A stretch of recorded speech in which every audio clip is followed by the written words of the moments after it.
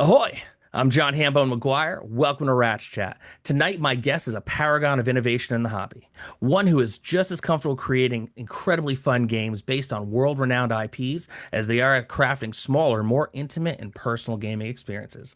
A true design maverick, both behind the scenes and at the forefront of their releases. Tonight's guest is a two-time Emmy Award-winning designer and Dicebreaker's Designer of the Year. Best known for their work on Forgery, Zhang She, Revenant Society, Chucky the Board Game, and Betrayal at Mystery Manor. Listen, there's so much more, but that's all that would fit on the Blue Sky header. Without further ado, please welcome to Rats Chat the illustrious Banana Chan. Thank you so much for having me. That was such a sweet intro. That Listen, was really kind. I meant every word. You have been such an incredible inspiration to me from the beginning. And you used to be in a neighboring town, so I'm just so happy to see you again, even across the screen. How have you been? Good. It's been busy. I mean, it's been a very busy few months. Just like trying to, get things sorted for printing, trying to get things sorted for fulfillment, Kickstart or not Kickstarting, crowdfunding in general. Right. Yeah, it's been a wild few months, few years.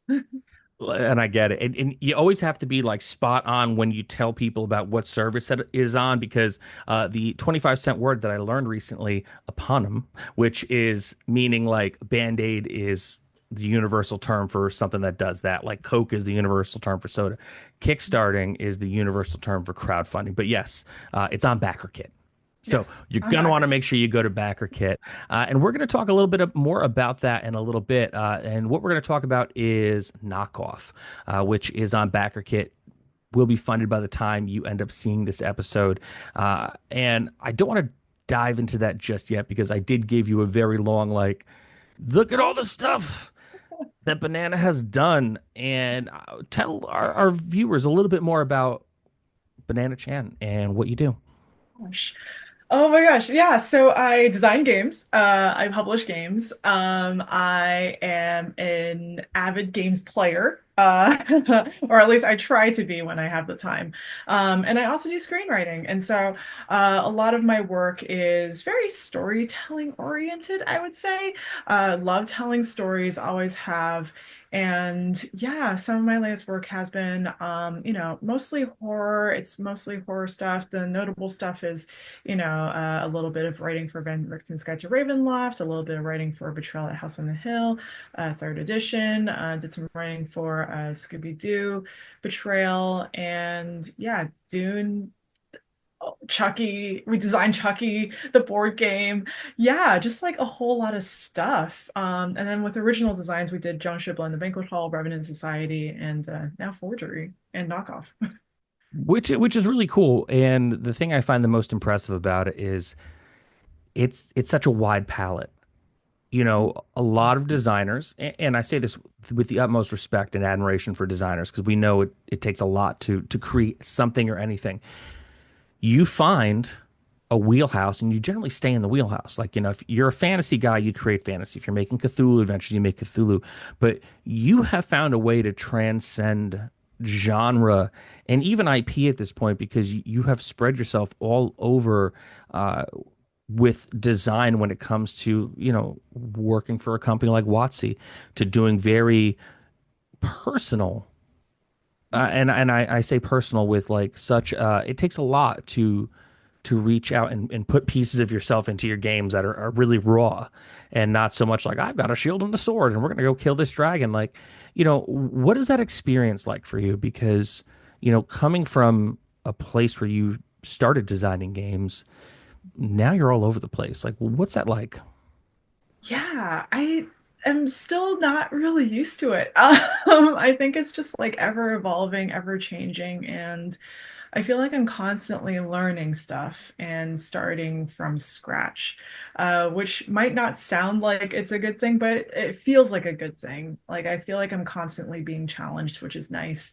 And I also think that I am the type of person that gets bored easily and I get, very distracted very easily. And so I think that just designing in one space doesn't really fit my own needs. I think that some people, they love designing, one specific type of game, or they love designing within one genre. And for me, like I love designing for horror. I love designing for horror stuff, like, not just IP, but just like the feeling of dread, feeling of like, anxiety. Love that as well. And I think that for me, you know, because I love that genre so much, I'm able to work in different types of mediums, right? So board games, tabletop RPGs, screenplays, those different types of mediums, like, I just like playing around with and like learning about. And so I feel like I have a pretty weird way of working where it's like very, very I'm never bored. That's great. That Neverboard is good. Neverboard though is it's a very insidious thing though, because there is a two types of Neverboard. There's Neverboard where you're always chasing something, and because of that, you never find what you're looking for. Whereas in the situation that you're in, it's just a great wheel of creation where you get to that next stop, you jump into something else, and it's very cool because you're able to stay where you are and then really explore all these other worlds. Now, do you find the researching of the kind of different products you have to do, like it's got to be, I mean, for me it's fun. And I know for a lot of people, I'm a college dropout, but man, I love doing homework when it comes to learning about the stuff that I put in my games. What's that like for you, especially, going across the board? Yeah, I think it's similar where, I love doing the research and going down the rabbit holes to, see what the thing that I'm interested in is going to turn out, right? So, what I mean by that is, I'm trying to think of an example. Like, as an example, when we were working on Scooby-Doo Betrayal, it wasn't just, hey, make some haunts and, we'll call it a day. It was watching all the episodes of Scooby that we were allowed to watch. I mean, we can watch anything we want, but those were the episodes that we were allowed to make haunts for because we had some strict guidelines. We had some branding rules that we had to follow. And so, playing in that sandbox while going deep into the rabbit hole of like watching every single episode in order to digest it and then give your own take for what this thing might be or what this thing might look like. That was a lot of fun as a process. And I think that I do something similar with like, a lot of the other work that I focus on, where it's like, for Jiangsu, we did so much research on the history. We did so much work on, talking to historians, we talked to, academics, we talked to like all different kinds of people, and also did like, book research where we like, you know, watched YouTube videos, we watched interviews, we read stories, we read historical texts. And after that, like, after you get the research part done, it's a matter of digesting it and making it your own. And so I think without all of that context, we wouldn't be able to make something our own because I feel like, with any sort of creative endeavor, it's like, okay, what are you trying to tell? What's the story you're trying to tell? And the more personal it is, the more that you can make it your own. I feel like the more, I don't know, the fuller it becomes, the richer it becomes, because then it's like you have personal investment and also, the story that you're trying to tell is much more exciting. Yeah, it's very exciting. And also something that is in a lot of ways very new for a lot of people in the hobby space, right? I mean, we have been playing tabletop RPGs since Christ left Pittsburgh at this point, since the inception of like Dungeons and Dragons back in the day, and we've watched it morph again and again and again. And one of the things I've always admired about you is you really do challenge on a very intellectual, but also very like deeply soulfully personal level what an RPG could be. And why I wanted to talk to you today was I found Knockoff to be something that I found obviously very exciting, because Knockoff's a solo journaling game where players cut and paste fabric patterns to create a dress, but that is just the bare minimum surface level to it. Tell us a little bit more about that. Yeah, absolutely. So, I can start from the very beginning. Sure. So Knockoff is a sequel to another game called Forgery. And in Forgery, you're playing in a just sort of like a an art forger who feels like she's been left out. She hasn't, gotten her chance to express herself to the world, because, post college she hasn't been able to find a job in the arts. And so what she does is she forges art. And so she forges art, and one day she gets commissioned to recreate a curse painting. And so she does this curse painting. And as a Oh, good. result of that, yeah, I know, right? Like, what could go wrong? And as a result of that, she receives everything that she desires, all the riches, all the fame, all the success, but at the expense of the relationships around her and her own well-being, her own self, right? And knockoff is sort of like the a play on this idea of, like, what will you sacrifice in order to get the riches, the fame, the, whatever else that you desire. But knockoff, unlike forgery, is set in an office. And so this is about Marcos, who works in a fast fashion office, and he is sort of disregard, like, the other people that work in the office probably don't take him seriously. They overlook him, and he's actually very talented, right? Like, he went to school for fashion, and so why isn't he getting the recognition that he deserves? And so one day, he and his friends, they go to an estate sale, and he finds a sketchbook, and inside the sketchbook is a croquis of a design that he is very much, like, really excited for, because the design is actually by it's a fictional designer that he had always admired growing up. And so from there, he starts designing this dress. He starts putting this dress together in preparation for Fashion Week.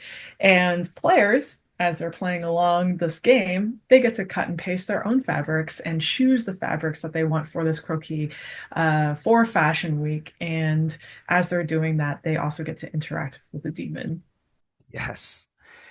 See, like this is the shit right here, man. Like this is the stuff. Like, you know, I, it brings me to a question I wanted to ask you a little later, but I'm going to bring it to you now. Like a lot of it's truly cinematic. The concept, from nuts to balls is a truly cinematic concept. With the previous one, Forgery with Knockoff, very A24 in a lot of ways. For lack of better description, but I feel like that's a good encompassing way to describe it. When you approach something like this, and you've been doing this for a little bit, do you think game design has made you a better screenwriter, or has being a screenwriter make you a better game designer? Oh, I think both, honestly. I think that because of my experience with game design, I've been able to work fast on creating beat sheets. And so, what beat sheets are basically like pre-screenplay. You have all these ideas that you want to structure so that way, when you start writing out the screenplay itself, it's a lot easier for you to, like, go through. It's sort of like an outline for a Yeah. novel. And so it's been a lot easier. I think it's made things, like, faster and easier for me to just, like, figure out what's the sequence of events, right? And it's also been helpful. I think that game design has also helped me figure out who the characters are. So, like, what are their motivations? What are their past traumas? What is their relationship with one another? And so when I go into screenwriting mode, I usually I create a character map. And so, all the different characters, who are the different players, and how do they correlate with one another? Similar to how you would create a character sheet, or several character sheets, or several characters for a game. And beat sheet is sort of like writing an adventure, right? And so, how do you structure out that adventure? How do you structure out that beat sheet? It's sort of similar. And then from there, it's just, filling in the blanks with the screenplay. The inverse with screenplay to games, I think, is that it's given me a lot more of an idea of how I want to set the tone for a game. And so Right. I think that tonally, the games that I write now are very focused. They're very much in like a restrained setting because we want things to be, or at least I want things to be in this space where players have a lot of agency with the things that they interact with in a small space, so that way it feels cohesive, it feels well-rounded, and there's not too much stuff that could throw them off their focus. Like with Jiangsu, it's very focused. It's in a small space. It's in a like very, in a very specific setting. And so I think that writing screenplays has really helped me with that aspect. The concept, I think, of solo journaling in a lot of ways is like sitting there and watching a movie by yourself. You have to sit with it, you have to be in it and interact with it, except that you're reading through the scenes, and now the scenes are fully directed by you, acted by you, and you're doing this with your mind. Which obviously theater of the mind to TRPGs, peanut butter and jelly, hand in hand. But I think that there's something very unique about this because with most things that you've done, while there is always that like spot of hope and that spot of like light that shines into these games, there's always just that simmering insidiousness that is just hanging out there in the background. Like it's a pot, waiting to boil. That there's a discomfort that comes with playing some of these games. And I think that, from a design standpoint, that's the challenge, right?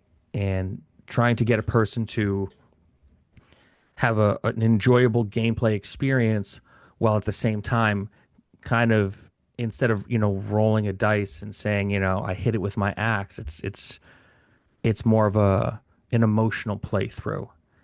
So talk to me a little bit about that. Like what's that like for you trying to emotionally connect with a player? Because you write it, you send it off into the world, they're sitting at their table, they don't know you, they can't call you about this. Like what is that experience like for you giving that to players? Yeah, I think that as as a games writer, which is very similar to being a GM, I think that a lot of the time it's just giving players agency in the stories that you build a structure around. So I think that GMs, their job is to guide players through using a specified structure. Game design, games writing, similar thing where it's like, you give your players a structure, you give your GM a structure, and you hope that, they have a good time playing it or have a good time, using the structure. You can ask them questions, you can make sure that they, sort of like engage with it in a way that you want them to, but sometimes they might not. And that's something that I think that like with game designers, it's sort of like any medium where it's like once it's out there, it's out there. It's no longer your thing. You Yeah. want to invite people to play and interact with your art. Is that something you've ever struggled with, is the idea of letting it go?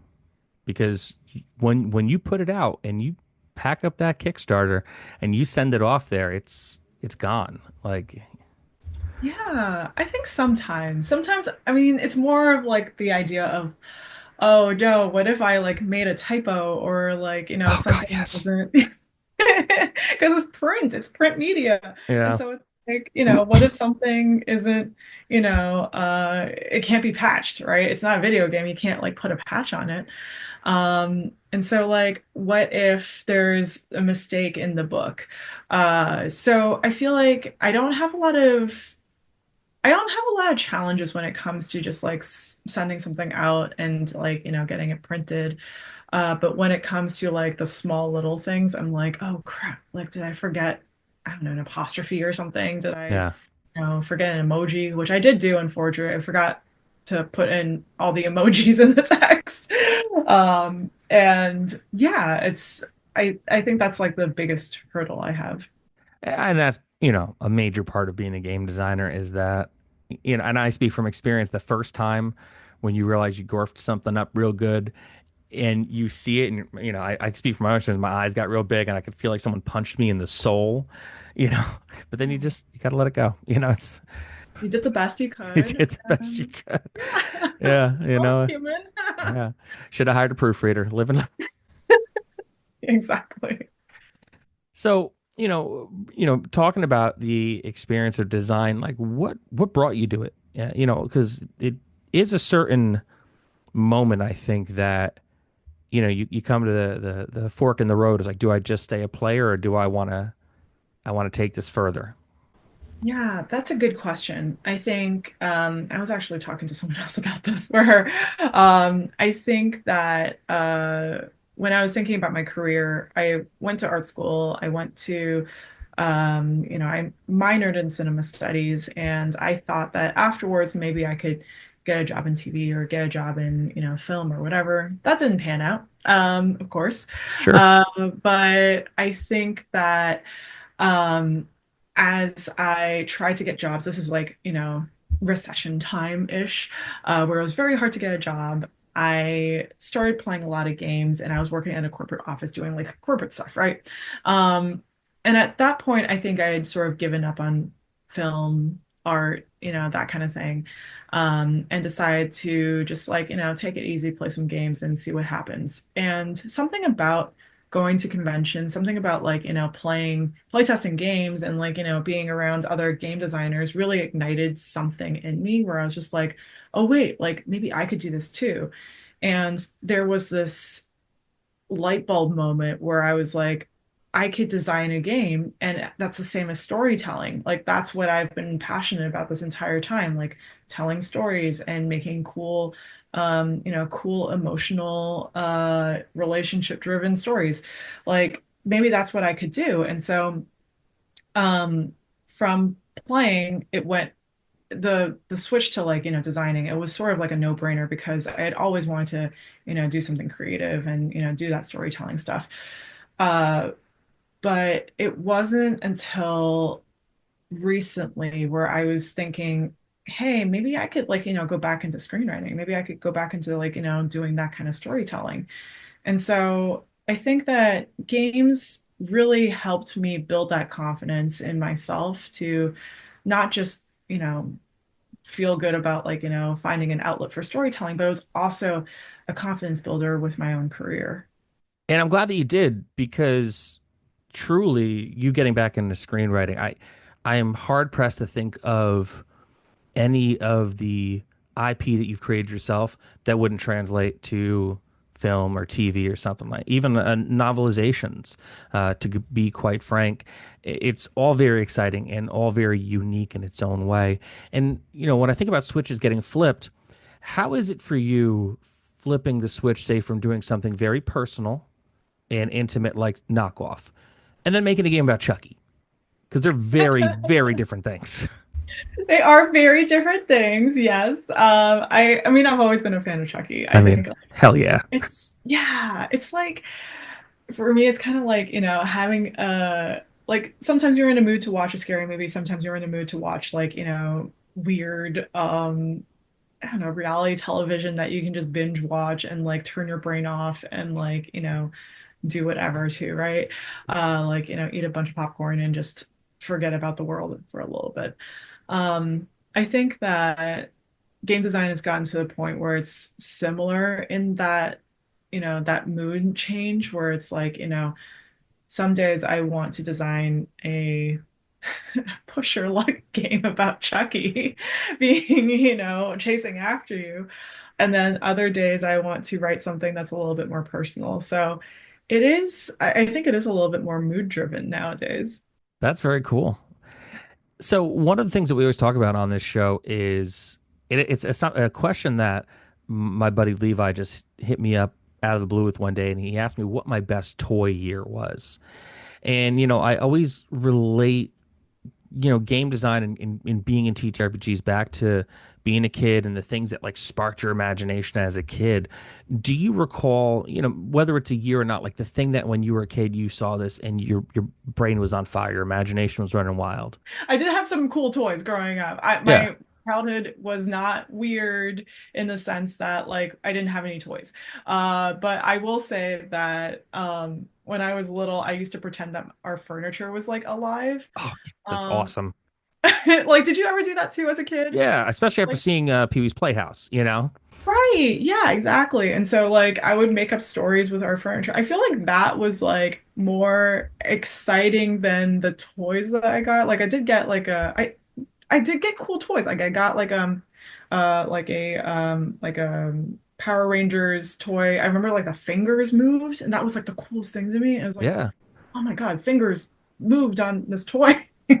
Um, Yeah, I mean, you never know what's going to hit, and the couch thing is just as valid as like a toy you got off a peg at the Toys R Us or the Child's World or whatever. It's just all about that moment where you're like, okay, like now your brain is thinking differently. It's not just like you're just banging things against each other, like I'm killing you, you're Skeletor.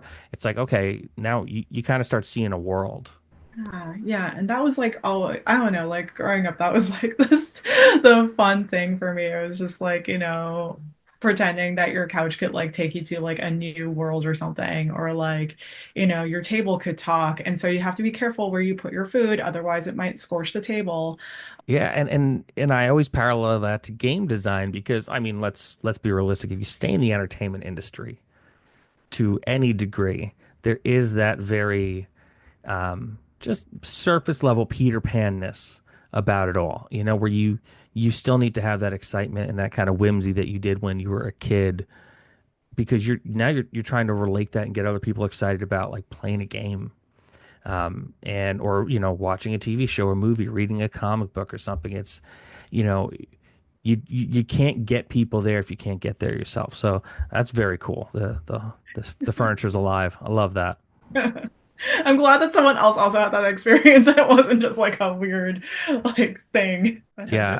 my brother probably does not remember this because he had to be maybe two or three at the time. But I would like put him in the couch and be like, "The couch is eating you," and like I got yelled at for that once a Couches lot. are scary.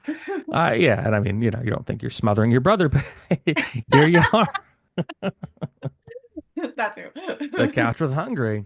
So, by the time this episode drops, and the cool thing about me doing these shows on the YouTube now is you can see it whenever, and there will be links to whatever you give me links to where people can find more of your work. And there is a lot of it, and it's just like which one should I start with? Whichever one calls out to you, you're going to be happy with the experience. However, knockoff is on backer kit probably for about another 20 or so days. If you're seeing this during the month of April into early May, there's still time to get in and back knockoff. And I think it's a super cool concept. And I think it's at least worth you clicking the link in the little link area on this episode and checking out because you should see maybe something a little different than you might be used to when it comes to tabletop RPGs. So, with that said, before we wrap this up, this is the second part of a trilogy knockoff. Can you tell us anything about the third part? Are you allowed to talk about that yet?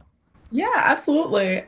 So the trilogy is called the Mephistopheles trilogy because I love Faust. I Love it. love story. I mean both stories. Big fan of the Faust the deal with the devil type of thing. And so the third book is called Sample, and it is about a DJ who is trying to not have that label of one hit wonder anymore. They're trying to figure out like, what's the next big thing for them. And so it is set during Y2K. And the reason for that is because there is a little bit of spoiler here where something happens to your character that leads into forgery, which ultimately leads into knockoff as well. So Absolutely love it.